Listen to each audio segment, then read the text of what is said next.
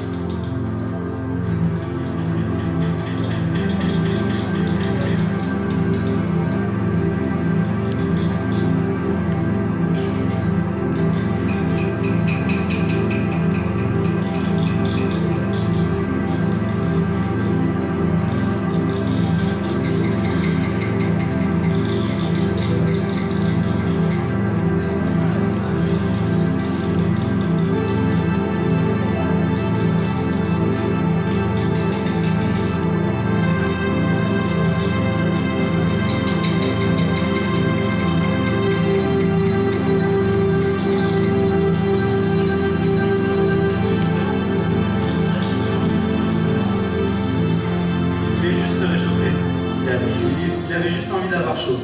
Tu sais ce que c'est que l'envie d'un feu de cheminée?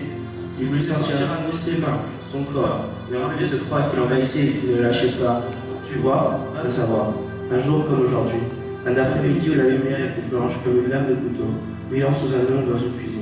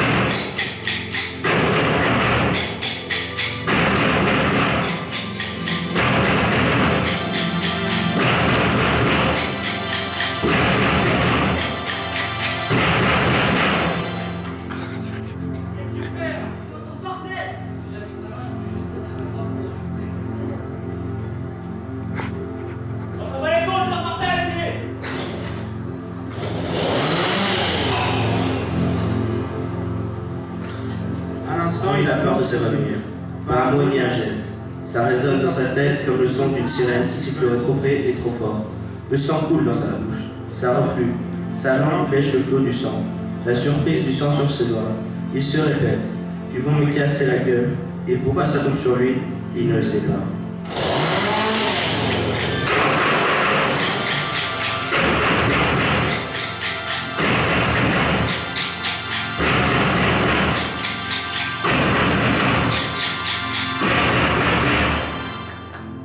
Il n'a pas essayé de les convaincre, de leur dire que dans une autre vie, ils auraient pu aller à l'école ensemble, ou être copains et soutenir la même équipe de foot. Ou même, tiens ça, lui aussi pourrait travailler avec eux et être bûcheron. Il sait ce que c'est que les boulots que l'on peut faire pour vivre. Il ne juge pas. Il ne sait pas non plus que bientôt, les médecins légistes parleront de lui en disant « le cœur a lâché, le foie explosé, les poumons perforés, les membres dévités ». Des choses qu'il n'entendra pas et que toi, tu n'aurais jamais dû ni n'aurais voulu entendre. Il va dormir, enfin, et ce sera comme quand les mains sur le corps disparaissent et laissent place au silence, qui n'est pas celui que tu as entendu, toi, à la morgue, quand la police est venue te chercher pour que tu reconnaisses ce frère, dormant, non pas comme quand vous étiez enfant, dans le même lit, sous l'œil de la Vierge phosphorescente et calme, malgré ses pieds dans la neige, elle qui vous surveillait du haut de l'armoire, mais dormant dans un silence froid, comme si c'était lui, ton frère, qui était dans la neige, avec un léger bruit de frigo.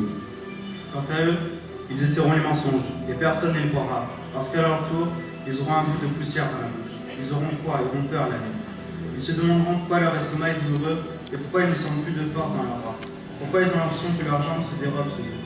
Même si aucun de nous n'a dit qu'on ne doit tuer un homme pour si peu. Non, parce que vous avez seulement pensé « Putain, je vais foutre ma vie en l'air à cause d'un sale petit connard. »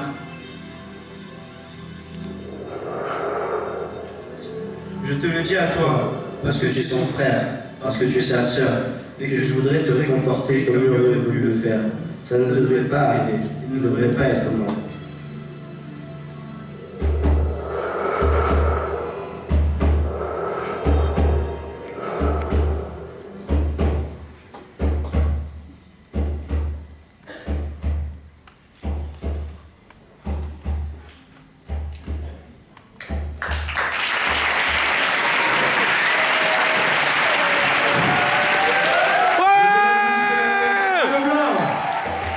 Pour finir cette matinée,